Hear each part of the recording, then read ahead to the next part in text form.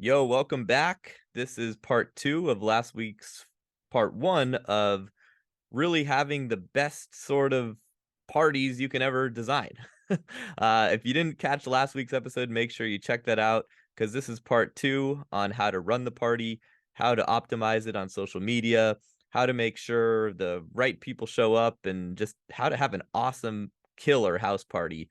No other guys are really doing this. This is like super next level stuff that I only was planning on releasing to the Leverage guys, but went ahead and put it on the podcast anyways because I love you guys. So enjoy. Welcome to the Leverage Podcast, where we give you men's dating advice that doesn't suck. I'm your host, Robbie Kramer, a former finance guy, online poker pro, and highly ranked collegiate golfer before I became obsessed with understanding attraction and passionate about teaching men how to improve their love lives. Tune in each week where we'll give you the latest and greatest strategies to get more dates, make yourself more attractive and confident with the opposite sex in order to meet your perfect 10, and design a lifestyle that makes all your buddies jealous.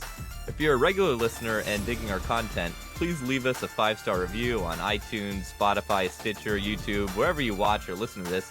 But if you don't think it's worthy of 5 stars, just go ahead, don't leave any review at all. If you're new to the show, I recommend you download my dating protocol. It'll help you optimize your first dates and subsequent dates. I like to connect with my listeners personally, so if you want to pick up a copy of that PDF, please direct message me on Instagram at Robbie_Kramer.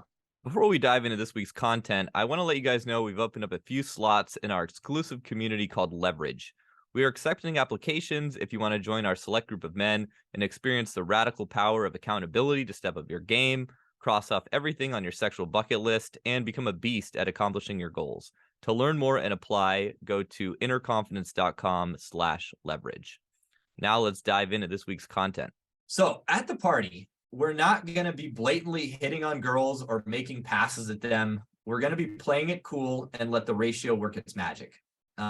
If this isn't happening, it's because you're either running too much nice guy energy and you haven't adopted the required frame.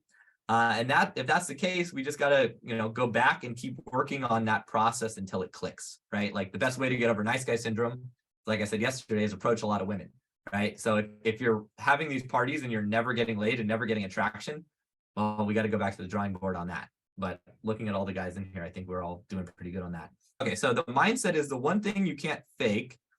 And if you have no success with women, women are going to smell that from a mile away. Like if you don't have the right mindset, if you don't have the status, they're going to know, right? And this is going to be the case a lot of the time with young guys who are fresh out of a long-term relationship, or they have no recent success. So you got to build wins on there. So assessing where you're at and how you're building attraction is going to, have a big factor in this. But just remember that we don't need to hit on girls. It's really about the ratio doing the work at the party. And I'm going to show you later how you can spot their attraction and if they are attracted, what to do. So your job is to be a good host. That means overseeing everything, making people feel welcome. You want to spread your attention around, shake a lot of hands. You want to basically make sure you meet everyone who comes to your party. And you don't need to hit on the girls. You can just welcome them, ask them if you can get them anything. Be a good host. You can say, welcome to my home. Thanks for coming, right? You have the advantage of bowing out early of interactions before the energy dies. And that's a big thing that I always found is I would always know when my energy was going to die before that interaction would die. So rather than standing there awkwardly or trying to force a conversation, I would just leave and walk away and do something else. Like, oh, someone's trying to get in, be right back. Nice meeting you, right? You can also grab girls' Instagrams, like right when you meet them, like, oh, cool, thanks for coming. Give me your Insta. Like it's your house. That's not a weird thing to ask for. And you'll get better at kind of feeling out when you can ask for the Insta. But if you're just being friendly and cool, there's no real implied that you're hitting on them by exchanging an Instagram. On your first few parties, you'll probably enjoy dealing with the logistics, but after a few rounds, you'll want to hire someone to help you with this. I found that over many years of doing this, my favorite thing was making shisha, smoking shisha, and kind of handling the music. And I was never a DJ at that time, just kind of making sure that the music was going. I would kind of be the DJ on the iPod, and just trying to cater the music to what the vibe was like. So that's kind of what I found. And everyone's going to find their own sort of thing that they like to do at the party. And that's the beauty of it. Your wingmen might like making drinks while you might like doing something else. And making drinks or making shisha is kind of a cool activity you can do while talking to people. You can recruit girls to help you, like, hey, help me come make a shisha. You ever made a shisha before? Let me show you how to do it. Or help me make this cocktail. It's really fun to make this. You know, having girls help you doing shit and putting them to work is a great way to connect with them. Treat guys and girls basically the same. Like, I treat the girls and the guys like they're all my homies. Nothing's really different. If I'm touchy-feely with my guy friends, I'm touchy-feely with my girlfriends. If I'm not touchy-feely with my guy friends, I'm not touchy-feely with my girlfriends. I do everything the same. The nice thing about being the host is you're always busy, so you're never really standing around or getting in your head, which is kind of like standard operating procedure of most guys at parties. Like, you see them kind of standing, like holding up the wall, right? So when you're the host, that's never going to happen. The first hour of the party is typically people drinking, eating, chatting, and you want the vibe to be chill. Dancing, only do it if you're good. If you're not good at dancing, you can do it if you don't care about getting laid. Girls will see that you're a bad dancer and they'll think, oh, you can't dance, which means you probably can't fuck. So if you can't dance, watch the dancing scene from Hitch, where he teaches his client how to do just like the stay in the place sort of thing. I'm a shitty dancer, so I don't dance very often. When hosting, it's always nice to introduce other people to each other. If you see a girl who needs saving from a shitty conversation, you can add a lot of value by doing that. That'll create attraction as well. You know, if you see her feeling bored, like, hey, can I borrow you for a second? Like, she'll really appreciate that. As people get more drunk, you can change the vibe of the music and change the whole vibe with the music and lighting. Like, if you want to change the vibe, change the music, change the lighting. The louder and darker you make it, the more people tend to get fucked up. That may or may not be a good thing, depending on the guests and the vibe. Being the sex cupid. So this was kind of my favorite role of all of them once I got more confident and once these parties started getting more and more wild. So we're going to use games to encourage escalation and hookups between people. And this is why people will love to come back to your parties. I would always recruit girls who would do the same thing. And the events would just get so much fun. And girls would know, like, wow, if I go to this party, I'm going to get laid. Guys knew that, girls knew that, so everyone wanted to come. And the parties would just get increasingly sluttier, right? You guys saw the example that I played.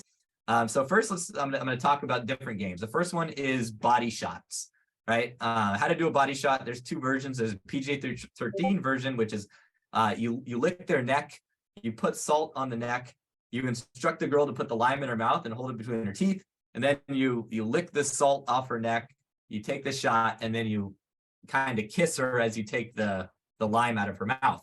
The beauty of that is you don't obviously try to kiss her, but as you're taking it out, like, she's going to show you pretty obviously how much she's into you. So that's a great way to test for attraction and to see how you're doing. And if you get your wingman to say, hey, you guys have to do a body shot, then, it's not like you're the one doing it. So you can hide behind the fact that you're not trying to escalate, but you're getting that information.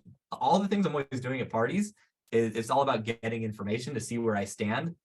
So I know if the girls are into me or not.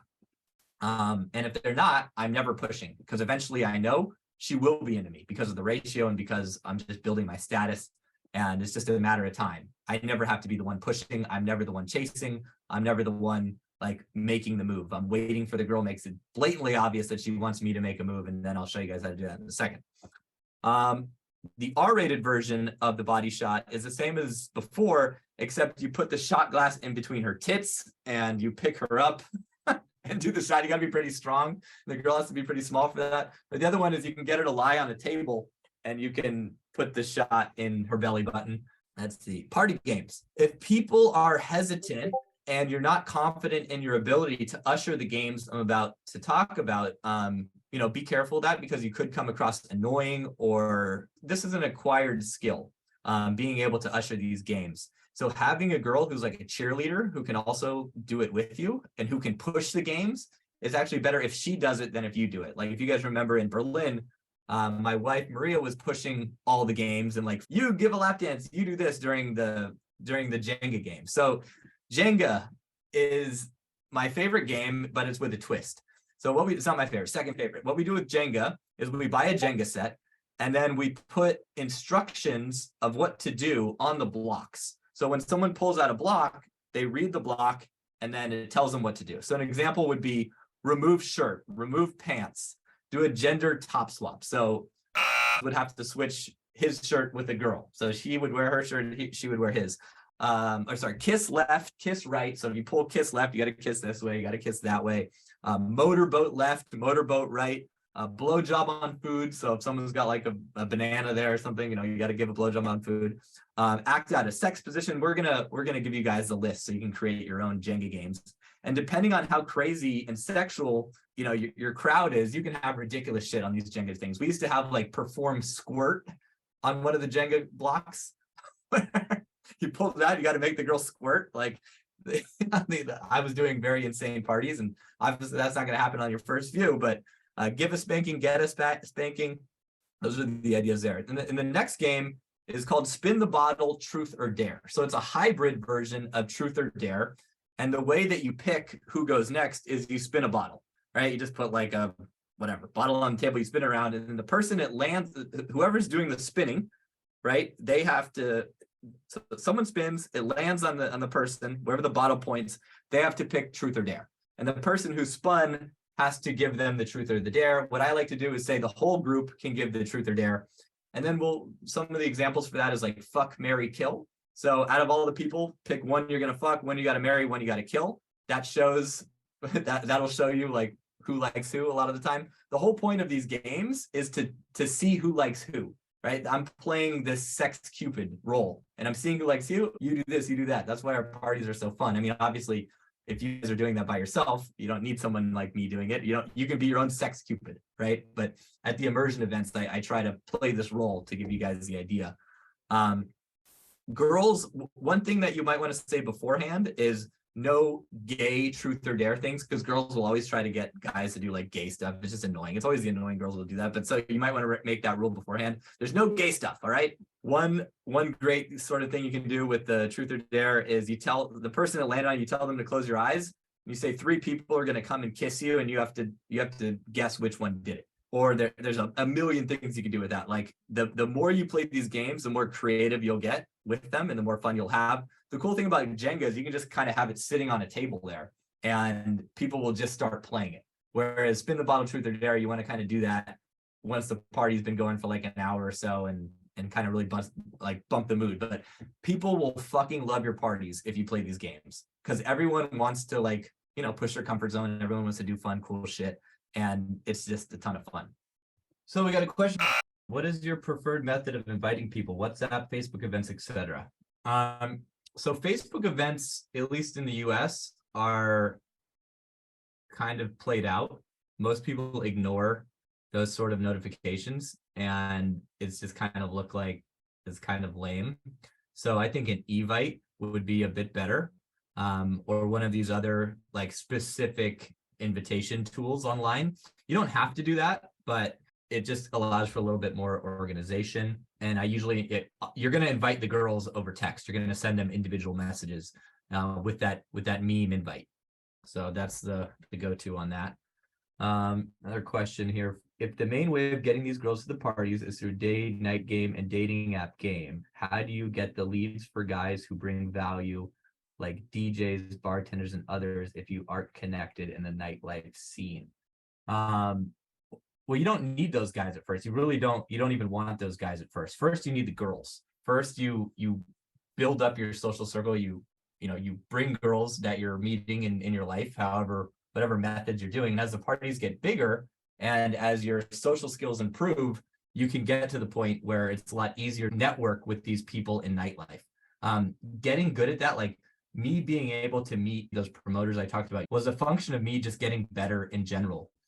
With my dating life, with my game. If you have no experience with any of this, you really need to go through those initial processes first and get to the point where you've got women in your life, you have girls that can come on dates. Like when to do that switch from hunting to farming is when you can already build a rotation of girls.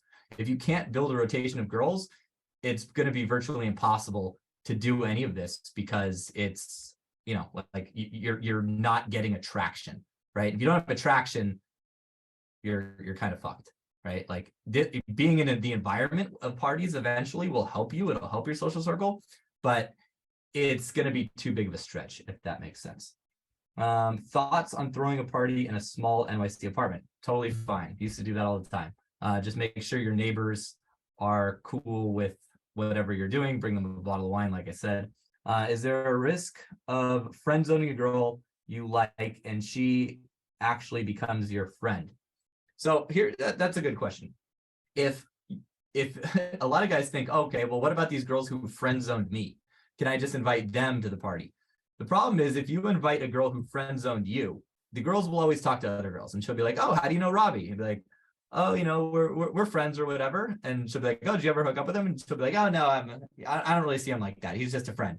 And what the other girls are going to think is like, oh, if he's not good enough for her, then he's not good enough for me, right? Girls will talk and they'll figure this shit out. And that I used to think that, oh yeah, I'll just bring all these girls that I got friend zoned with.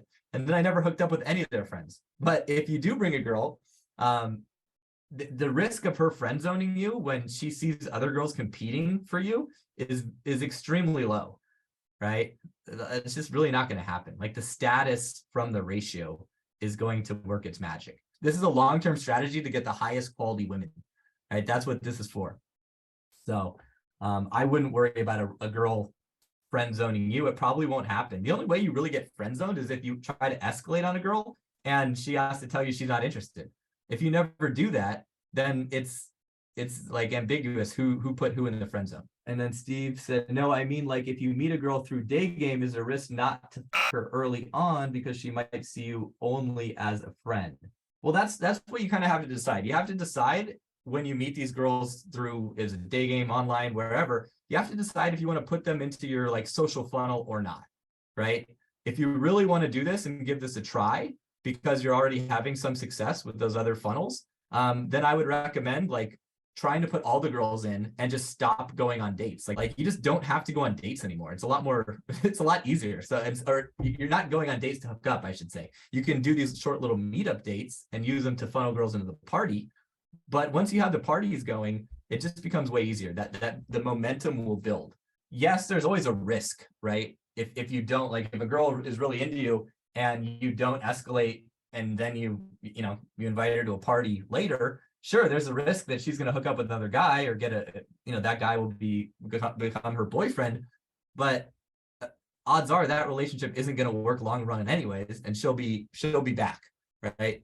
So having patience will allow you to, in my experience, hook up with all of the girls that you meet eventually. It may take a couple of years, but eventually it'll happen. But one thing I forgot to talk about too is during the party, you want to take a shitload of Instagram stories because the girls in your life, like this whole thing is predicated a lot on your Instagram and your social media. Because girls that you don't invite to the girls that don't come to the party and flake on the party or whatever, they're going to see the awesome party that they're missing. And then they're going to come to the next one. The party that I just had, one of the girls flaked and then halfway through saw that the party was awesome. And then she showed up and stayed at the end to hook up with him. So, if you're not putting the stuff out on Instagram, then you're really missing the whole sort of thing. I'm shocked I forgot to mention that earlier. And then obviously continuing to post other things like throughout the week from the party. So you're always generating more content from the events. You're posting that content on your Instagram. If you don't want some people in your life to see it, you can put all of the girls that you want to invite on your close friends list and only show the stories to them. That way, if you have like work or family people on there that you want to keep that separate, you can easily do that. But documenting and having consistency, like trying to doing one party, the first party, odds are it's not going to be that great. If you put a lot of effort into it and you get the right wingman and you get the right setup, maybe it will be awesome. But their future parties will just get better and better and better. And then just this sort of builds and snowballs. And that's when you start making the connections with the promoters and the other people in nightlife and the people that can really sort of move mountains. It's not going to happen on your first party, right? But if you stick to the long-term strategy of this, that's when you really start seeing the returns on the investment.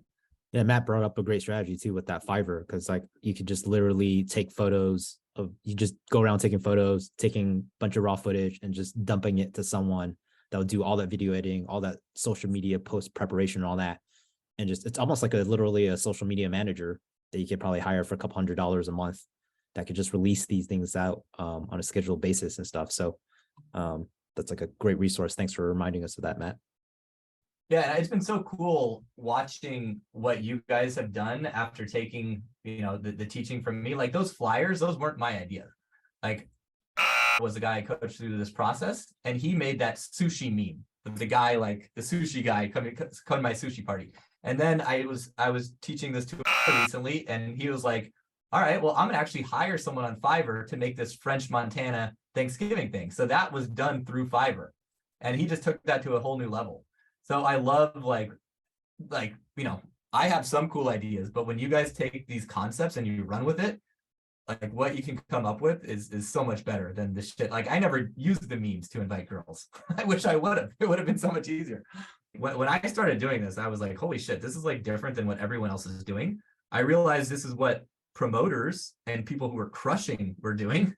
And I realized that everyone else that's in like the pickup industry, all these dating coaches out there, no one was doing this. Everyone was just teaching cold approach.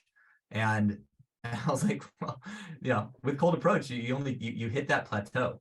It's just a matter of time. And that's really the question you should ask yourself. Am I ready for this? And if you've come to the realization that plateau is like something that you're facing and you're just not getting the quality of girls, then this is what you need to do, right? Because like I said yesterday, that when you're dealing with 8s, 9s, 10s, girls who are very hot, the flake rate is just so high from the traditional dating process. And then if you do end up hooking up with them, and you're not looking for a monogamous sort of relationship, you're kind of, you're in a tough spot there. Versus if you bring girls if you're nonchalant and casual with girls, you don't show any interest, you bring them to these parties over time, they just see you as a man of status and high value, you never try to hook up with them, they're going to try to hook up with you because every girl wants to chase a guy of high status. A girl would rather compete over a high status guy than hook up with a boring beta male all day, every day. And girls aren't thirsty for sex like guys are. So let's see. My only concern seems like a lot of legwork plus time, money, hangovers. Yes, it is a lot of legwork. But guess what? So is going on lots of fucking dates all the time. That's a lot of legwork too. Either way, this shit takes work. I don't know what to tell you. There's no magic thing unless you want hookers, have girls come over and bang you. But who wants that? Like, and a lot of guys would accuse me in the past and be like, oh, those girls are probably hookers or they're this or they're that. I wish I liked hookers, right? My life would be so much easier if I liked hookers, but my dick will literally not work for a hooker because I get attracted to a girl if she's attracted to me. And that's why I love this model, because the girls who hook up with me are so into me because they've been chasing me. It makes the sex infinitely better. Like if you're having trouble making a girl come or orgasm, a lot of times just because she's not that into you. Right. And if she's got to work to get you, a lot of the time she'll just be coming right off the bat because it's a mental thing, right? If she can come in her sleep in a dream, it shows it's not necessarily a physical thing. So this took care of a lot of the sex issues I was working on.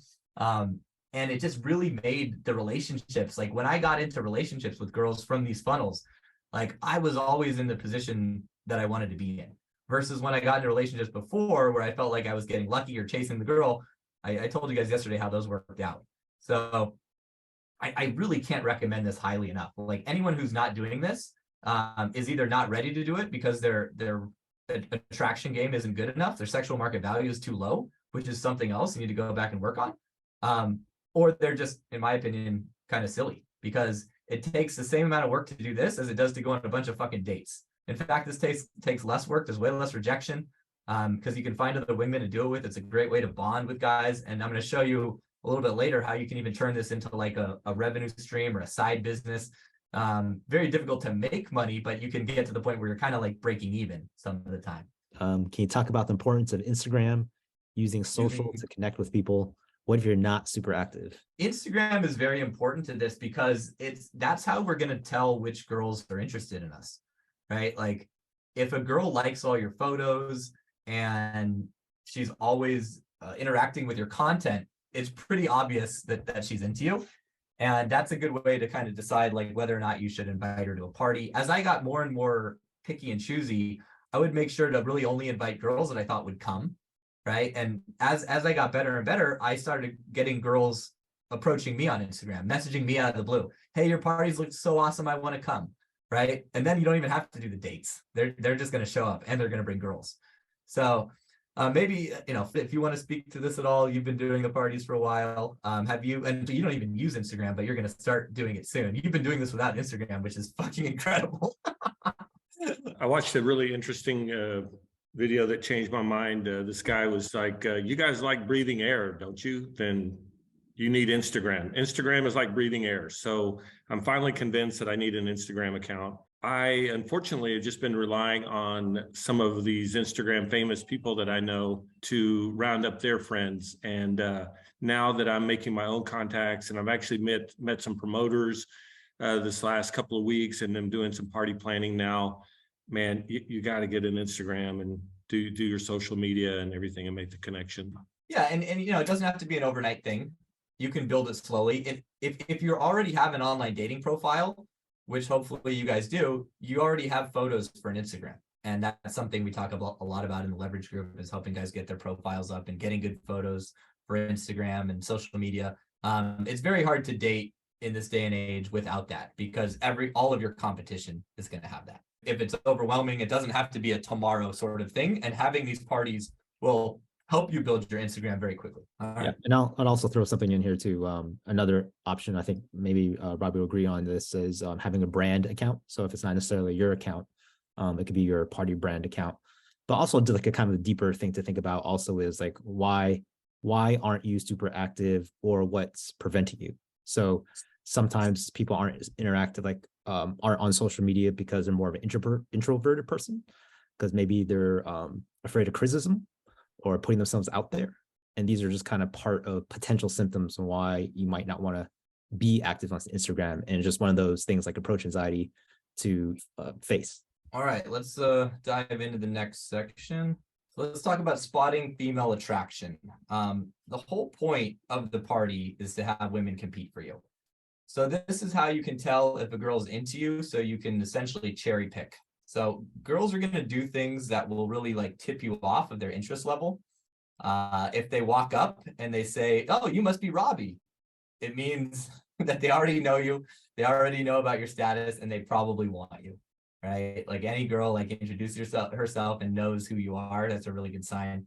If they ask for a tour, she definitely wants you, right? Any girl who's like, "Oh, can I see your room?" Like that's a great opportunity. If she makes you drinks, if she helps you clean up, if she organizes stuff, she wants you. If she's the last one to stay, usually she wants you. If you notice she's always around you, she definitely wants you.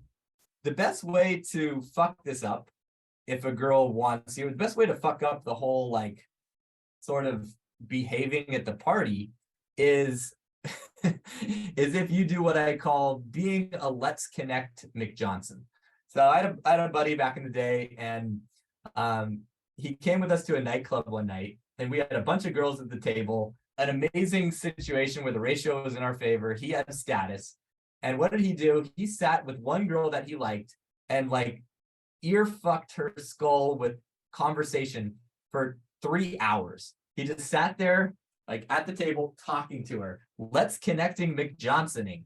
So we started calling him up. Hey, let's connect McJohnson. Fucking chill out over there. Have a drink. Like do something, you know? And what happened at the end of the night? Well, this girl didn't hook up with him because he was obviously thirsty. And none of the other girls gave him any love because they're like, oh, that must be his girlfriend, right? So locking down and trying to give your attention to one girl is the best way to get nothing out of all of this. So don't be a Lets-Connect-McJohnson. Now, how to the party. So I usually wait for a girl to isolate me or request isolation from a house tour sort of thing. So I'm never pushing. And that makes a huge difference. And like, I've gotten so many like referral from that because they know I'm a fuckboy anyways. And they're the type of girls that are just looking to hook up. It just ends up getting stupid if you're not the pushy guy. Secret sauce to your ability to pull all this off is really based on how complete you are as a man. You know, your charisma, your sexual market value. So let's talk about how do you become this person? How do you really increase that SMV? Because your social funnel is like a Ferrari. It's only good as a driver, as they say. And really, this is what we focus on in the Leverage Mastermind. And we're going to do a couple exercises now to create a plan to become the best driver and work on a roadmap on how to get there.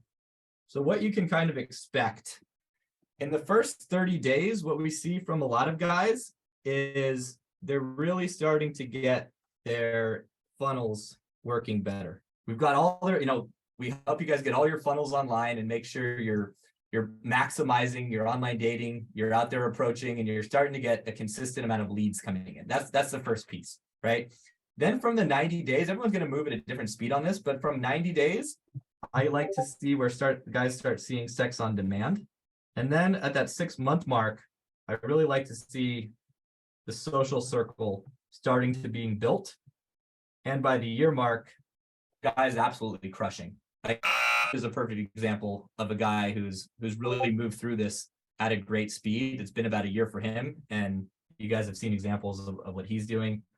He's only been in the group for I think he's been in the group for 2 months, and he already did his first party. So we're not pushing you guys to go faster than you need to, right? I want to make you guys go as fast as I can, but this isn't like I understand people have their everyday life that they're dealing with too.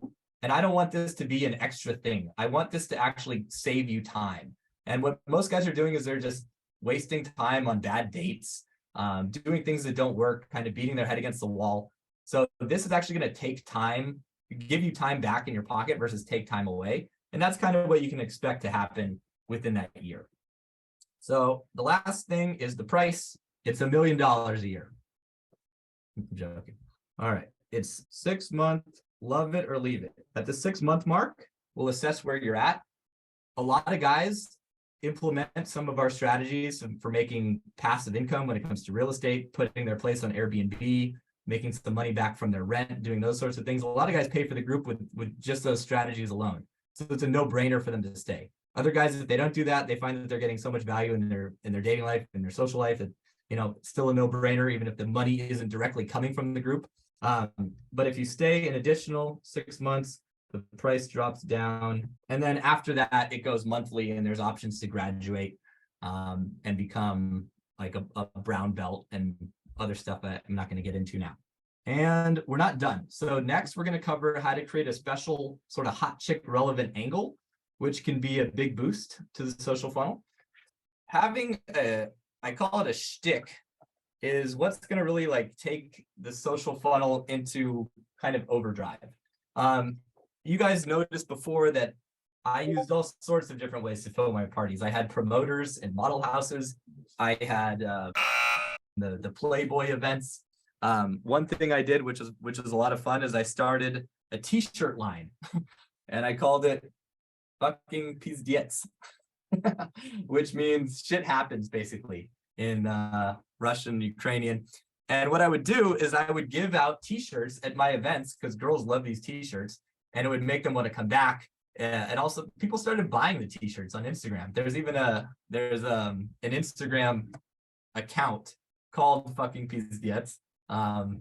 You guys can find it if you search for it. And basically what I would do is I'd put up crazy photos of girls wearing these shirts, and it just created a whole sort of brand around the parties, which was a lot of fun. Other examples of that, the obvious one is being a photographer. I've had a lot of clients like get into photography because it gives them an excuse to interact with hot girls. And if you're interested in photography, that's a big plus. If you have no interest in photography, I'd recommend choosing something that you are interested in. The sky's really the limit with this stuff because it's really about your own creativity. So you've got DJs, like if you like to DJ, that can be a great thing to do at the parties and to have people come. The better you get at DJing, it creates a theme around that. If you want to do events or a charity, is going to start doing that with his parties. He's going to start doing charities for Ukraine. He's in Berlin. There's so many Ukrainians that are refugees now in Berlin who escaped the war, and he's going to be doing parties to raise money. If you're a real estate guy, kind of like I was, you can use your apartments to host different events, or you can showcase real estate deals. That's another thing that I would use. I would find that was that whole trip that I talked about yesterday. We did that Europe trip where we brought hot girls to get guys properties. And you could do the reverse. You could find rich guys that have properties that are looking to rent them out, and you can try to, and if you have girls, like if you have the ability to bring girls into your life, finding guys with money is so fucking easy. There's a million guys out there who have tons of money and no girls, but there's not a lot of guys out there. Well, there's some promoters who have lots of girls and no money. So if you just take whatever, usually guys don't have both. So you can kind of make up in what other area you have. The next one is a musician. You've got a modeling agency. Shout out to who's on the call, or he was on the call. He has a modeling agency, which is just, I mean, if you have a modeling agency, or like what we used to do with Playboy, it's just it's so much easier the way to monetize it too. If you want to start a modeling agency, this is kind of how you could start to think about that. A fashion line, like what I just mentioned with the PZDX shirts. If you're an artist and you want to showcase your work, or you want to have, gallery parties, that's a great like excuse for a party. If you want to be like an OnlyFans marketer, I know some sleazy dudes that are doing that, where they help girls with their OnlyFans accounts. Anything that's a hot girl relevant like industry, right? It's going to help with this whole setup. Talent agent, if you have a lifestyle or travel brand, some of you guys may have heard of Tilted. That is the guys from the National Lifestyles, like Liam, James, and Alex. They turned this whole thing into a brand called Tilted. Once me and to stop doing it, you can be an influencer or a marketer, like a Ty Lopez sort of dude, and kind of take that angle. And like I said, it's really anything where a hot female audience exists, and it gives your party another angle. Then it's more than just a party, because that's kind of what brings us all together. And if you don't have it now, that's totally fine. I don't expect anyone to have that, but that will naturally kind of come as this process continues. Yeah, Matt.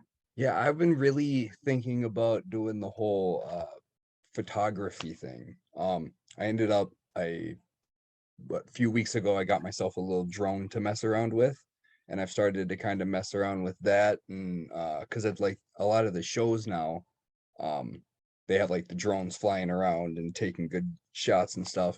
And I've been kind of messing around on my phone, but I'm wondering if anybody, if you or Maria or something, knows resources that I can kind of start learning how to do it, because I suck at this point, but it is something that I do want to get good at. And then like even at my parties, I don't have to pay a photographer. I can roll around with the camera and stuff. So, well, I never really got into photography. Being around models and having a wife who's a model, I'm always taking photos, so I'm getting better at it. But I did really enjoy learning how to fly a drone. And I've been flying a drone, back since I started doing the parties in 2017. I think we bought our first drone in 2018.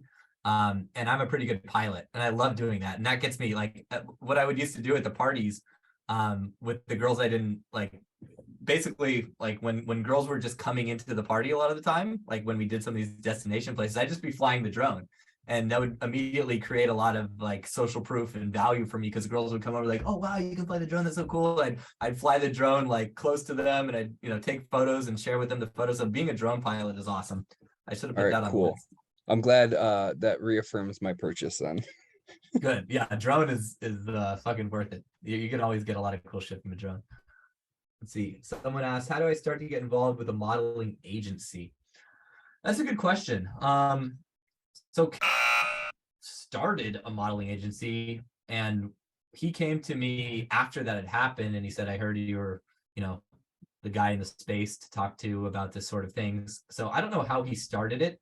What I would probably recommend is start asking the right questions for who do you know that has any sort of relevance in that. Like obviously would be a great person to network it with in the group, and you can ask him. I don't know the answer to that. I don't know. I've never started a modeling agency per se, but that's a good question. Someone asked, can it work for professors or podcasters? Podcasting, I think yes. I do some podcasting. It could be like having bringing hot girls on your podcast would be a cool way to like get in front of people. Basically, like if you have another way to get in front of girls that isn't just approaching them, right? That can be just a great way to like build a social circle. So, it depends on the focus of your podcast, of course, but there's usually a way to spin most podcasts into like some hot chick relevant thing, I would imagine. This is all about creativity. Yoga teachers, I mean, yeah, that's a fucking layup, right? Hold yoga classes, invite girls to the fucking classes. You know, you're gonna get a bunch of hot girls. I know a guy in LA who opened a yoga studio, and it turned out to be a great business for him, and he just absolutely destroyed. So yoga is a great option. I should have put that on the list as well. See, this is what I mean when we get this mastermind effect going. We come up with cool shit. I love it. BDSM club, any good for attracting girls? Good question. You know, BDSM, you're gonna obviously attract that sort of niche. You're gonna attract a lot of like people in a relationship already. Maybe, I don't know. If you're looking for like very sexualized women, that could be a good thing to do. Stand-up and martial arts. Anyone have any ideas how you could use, well, stand-up comedy? I mean, that's just a way to kind of grow your brand, your personal brand. You know, have cool shit on your Instagram. If you're a good stand-up comic, that's obviously going to help. Martial arts, Terry says, validate by hanging out at a BDSM club or invite girls to a BDSM club and see what happens, what response you get. Run women's self-defense classes. Yeah, there you go. You could offer that sort of thing. I'll throw out a couple things. Well, for Kevin, for stand-up, I mean, it sounds like he could use that as his venue or party, you know, inviting girls to your, you know, stand-up show. Obviously, you know, be pretty decent at it. But a couple ideas that I thought about at some point were a webcam studio. So like if someone's interested in buying real estate, you know, some people buy real estate for the purposes of like Airbnb. You can Airbnb it for, you know, different ways, but I've seen what's very popular these days, especially with the pandemic, is that people are converting houses or having houses where they're webcam studios and you have different rooms where girls rent out either on a fee or a percentage basis, and paying percentage of their revenue. And they get the whole tech set up, and they have all that kind of worry free, so they could do the webcam and stuff. So I thought that was a cool idea. And the other idea, I thought about photography and getting back into it, but if I were to do it again, I'll probably do it from a VR angle. So, you know, having a camera that shoots in VR. Not to say that could trickle into VR porn, because that's a slippery slope. You know, who knows who would want to go there, you know, fall into that kind of category of recording VR porn with your own headset and doing all that stuff. But those are a couple of things that I thought were kind of fun if I were to jump in this again. It's been cool to see some of the guys in Leverage with what they've created. Like, for example, who a lot of you guys know, he created an awesome photography brand. He's down and he splits his time between Medellin, Colombia, and LA. And he just girls that are his like photography clients at this point. Like, it's so easy for him. Like, he just takes photos of them, you know, has little parties every once in a while, or he just bangs them after the photo shoot, because he's kind of built his brand and he's built himself up to the point where, you know, girls will just see his Instagram and it does all the work for you. Once you have a fucking killer Instagram, it makes, you know, and you're doing this stuff, it just becomes stupid. Like I said, it's tough when you're not doing any of this and you're just doing the hard sort of hunting. But once you get these strategies in place, it just gets easier and easier and easier, to the point where you just eventually you're like, it's really just kind of solved. It's too easy because the whole system is working for you versus against you. Any sort of aha moments or you know, questions about the overall process? I know we just kind of did that, but any sort of last minute things or any sort of. I'm not sure how many people who aren't in the Leverage are still here, but I want to say that I can't imagine how I would be socially if I never met Robbie. I think it would be a completely different thing. Every single piece of self-development related to being somebody who can speak and somebody who can be in groups and stuff, I think I attribute every single bit of that to Robbie. Oh, thanks, man. Appreciate that. That's like the best compliment I can get. And it's been cool to watch. Kevin, you might be like our oldest client. What was it, 2009 we met in New York City? And it's been so cool to watch you kind of develop from like the most introverted, like shy, weird dude ever to like a guy who does stand-up comedy. Like, he literally, Kevin gets on stage and like does stand-up. He does Toastmasters and crazy events. Like, your transformation from where you were is fucking remarkable. So I want to acknowledge you for all the hard work that you've done. You know, over the last how many years? 13 years. You know, this isn't a sprint. It's a marathon. So, and you started when you're still young, but you know, you got started when you're really young. So it's been cool to kind of watch you develop. And I'm glad you stuck around for so long. Thanks for listening. If you want more, go to innerconfidence.com and don't forget to subscribe to this podcast for the latest episodes.